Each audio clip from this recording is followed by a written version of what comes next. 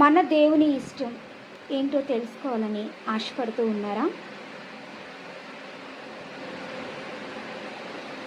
Hebrew పత్రిక 10వ అధ్యాయము 9వ వచనంలో దేవుని ఇష్టం ఏంటో మరి వ్రాయబడి ఉంది. ఆయన నీ చిత్తము నెరవేర్చుటకు ఇదిగో నేను వచ్చి ఉన్నానని చెప్పుచున్నాను. ఈ వాక్యం ఇంత పర్యంతము. మరి యేసుక్రీస్తు ప్రభువారు దేవునితో సంభాషించుండగా నీ చిత్తము నెరవేర్చడానికి వచ్చి ఉన్నానని చెప్తున్నాడు. అంటే నీ ఇష్టమే చేయడం కోసం నేను వచ్చాను అని యేసుక్రీస్తు ప్రభువారు దేవునితో చెప్తున్నాడు. ఈ విధంగా యేసుక్రీస్తు మాటల ద్వారా దేవుని ఇష్టం ఏంటో మనం తెలుసుకోగలం.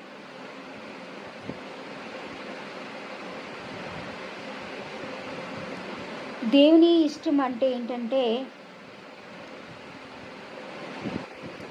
ఎప్పుడు కూడా ఆయన దేవునిగా గుర్తించాలి. అంటే ఆయన మీద విశ్వాసం ఉంచి ఆయన ద్వారా క్షేమం పొందుకోవాలి. ఆయన మాట వింటూ విధేయత చూపించాలి. ఇవి లేకుండా పై పెదాలతో నువ్వు చాలా గొప్ప దేవుడు అని పొగిడిన, అందమైన రాగాలతో మంచి స్వరంతో ఎన్ని పాటలు పాడినా, ప్రథమ ఫలాల్లో గుడ్లు, కూరగాయలు, కొబ్బరికాయలు, రకరకాల మరి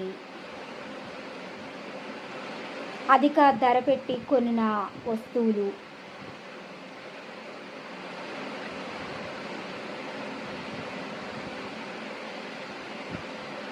ఇలాంటివి ఎన్ని ఇచ్చినా మరి అవన్నీ కూడా వాటికన్నా అంత ముఖ్యం కాదు. వాటికన్నా నా మాట వింటూ నా ద్వారా క్షేమం అనుభవించడం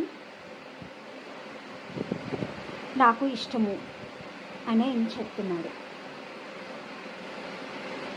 మరి దేవుని ఇష్ట ప్రకారం జీవిస్తూ దేవుని నామాన్ని మహిమపరచాలని కోరుకుంటున్నాను.